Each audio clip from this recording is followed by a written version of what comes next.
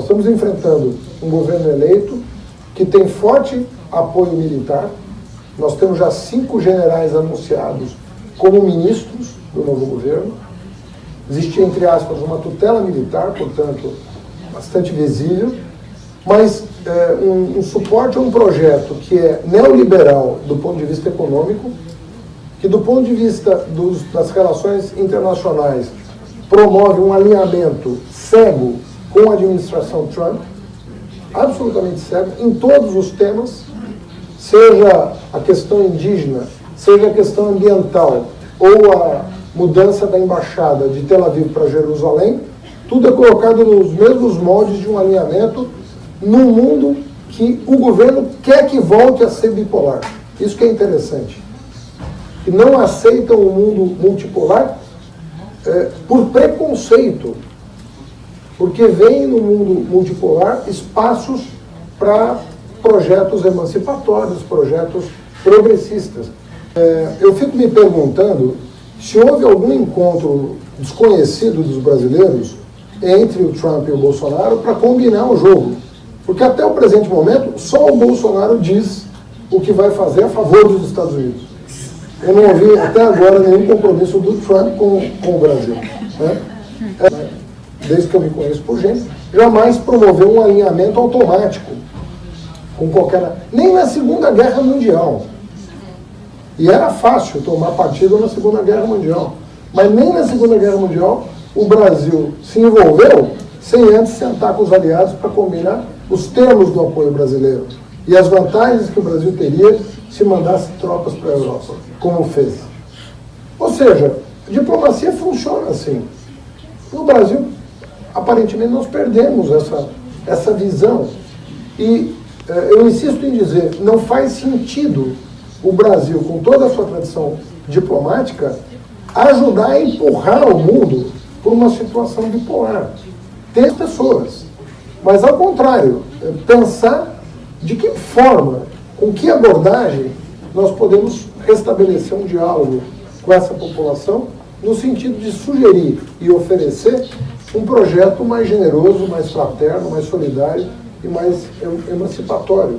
Então, o desafio que está colocado é esse, não dizer, perdemos, e não algo que possa ser feito. Não, algo que possa ser feito, inclusive porque eu queria dizer para vocês com muita segurança que eu fiz 45% dos votos no segundo turno e certamente o Lula ganharia a eleição se tivesse concorrido. Nós tínhamos que ter, na minha opinião, um compromisso maior com a questão da reforma política no Brasil.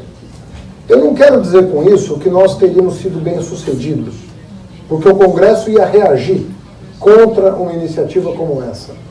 Mas nós tínhamos que ter tentado fazer a reforma política, sobretudo do ponto de vista do funcionamento dos partidos, e aí eu falo menos do PT, que sempre foi um partido vivo e democrático, mas eu falo dos demais partidos, inclusive aliados nossos, que jamais tiveram uma vida democrática interna, e obviamente que falo também do padrão de financiamento das campanhas eleitorais, que no Brasil permitia o financiamento empresarial de campanhas, o que promovia uma aproximação, na minha opinião, indesejável com o mundo corporativo, que no Brasil tem aspectos muito mais tenebrosos do que nos Estados Unidos, e aqui já é tenebroso o suficiente. Tá? Remind us how many parties are in Brazil? How many parties we are talking about? Today, hoje nós temos 30 partidos no Brasil, né? com assento no Congresso Nacional. Então, como é que você vai formar uma maioria, né? Para votar as medidas que você acredita que vai beneficiar a parte que precisa do Estado, né? Como nós fizemos? Como é que você vai fazer isso em bases transparentes? Ou seja, nós nos metemos numa situação em que havia uma armadilha que precisava ser desmontada. Né? Nós jogamos com as regras do jogo, porque não havia outras, mas assim que nós chegamos ao poder, uma parte da nossa agenda tinha que ser trabalhar os meios de se atingir o poder no Brasil. Trabalhar a questão da reforma partidária, a questão da reforma política, a questão do financiamento das campanhas eleitorais, como uma agenda tão importante quanto o Bolsa Família, o Minha Casa Minha Vida, o ProUni, a expansão das universidades federais. Nós não podemos colocar essas duas coisas como uma subalterna à outra. Porque, em geral, é aí que nós criamos o calcanhar de Aquiles para o nosso próprio projeto. Porque na parte dos resultados, nós somos imbatíveis. Porque nós estamos preocupados com a maioria. A direita não está preocupada com a maioria. Nós estamos. Mas se nós estamos preocupados com a maioria, vencemos 4 eleições no Brasil consecutivas, por que não cuidar mais dessa questão da forma, dos meios, que são tão importantes quanto os fins? Na reeleição do Lula, era um momento em que, no segundo mandato, porque a popularidade do Lula disparou depois da reeleição. Ele terminou o primeiro mandato com alguma coisa em torno de 43% de ótimo e bom, não é de aprovação. Ótimo e bom é uma coisa para além da aprovação. E terminou o segundo mandato com 86% de ótimo e bom, o que dá 90% de aprovação, ou mais. Eu acho que o segundo mandato era um momento precioso para a gente queimar capital político. Nós tínhamos capital político para queimar. E a esquerda não pode ter ilusões a esse respeito. Se você acumula força política, queima por uma boa causa, que mesmo que você perca a eleição, isso no futuro vai repercutir positivamente. É que eu tive 18 anos de vida pública, né, como ministro e como prefeito. E nesses 18 anos, toda vez que eu me registrava no hotel, no espaço dedicado à profissão, eu não colocava ministro e prefeito, eu colocava professor, que é a minha profissão. Né? Então eu nunca abdiquei dessa condição, nem antes e não vou abdicar agora, porque eu estou desempregado. Então eu tenho que dar aula para de maneira que eu vivo de dar aulas hoje e, portanto, vou continuar na docência, que é o que eu gosto de fazer quando eu não estou no governo. Sempre me perguntam sobre os erros do PT, e é engraçado porque às vezes a imprensa insiste muito nessa questão da autocrítica, Nunca cobraram autocrítica nem da ditadura militar, nem dos governos do país. Não cobram autocrítica de ninguém.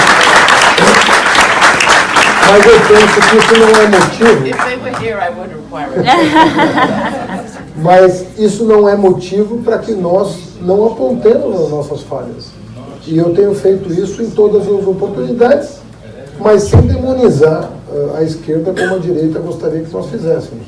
Até porque eles têm grande responsabilidade no que aconteceu e acontece no Brasil. O que está acontecendo é que o autoritarismo está crescendo por dentro das instituições democráticas. Então isso dá uma aparência de legitimidade muito maior do que se houvesse um golpe de fora para dentro. De fora para dentro das instituições democráticas. E não é isso que está acontecendo. O golpe não está acontecendo de fora para dentro. A democracia está sendo corroída, de certa maneira, por dentro das instituições.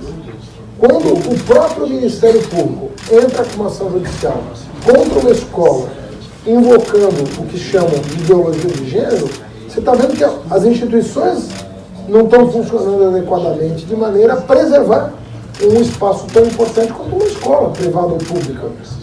Né? Esse é o ponto que precisa ser salientado. Se nós estivermos doentes e não soubermos fazer a democracia operar, ela vai morrer. O fundamento da democracia são as pessoas. Eu vou estar disponível com todas as minhas energias em proveito da causa da democracia e das liberdades no Brasil. A energia que eu tiver disponível, está disponível para o país, a qualquer momento, em qualquer tempo, e eu estou aqui por isso.